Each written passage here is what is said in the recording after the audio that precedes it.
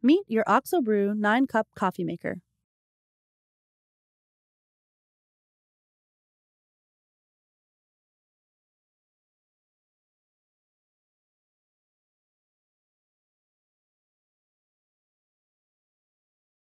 Here's how to start.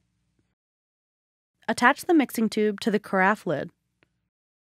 Run a water-only cycle the first time you use your coffee maker.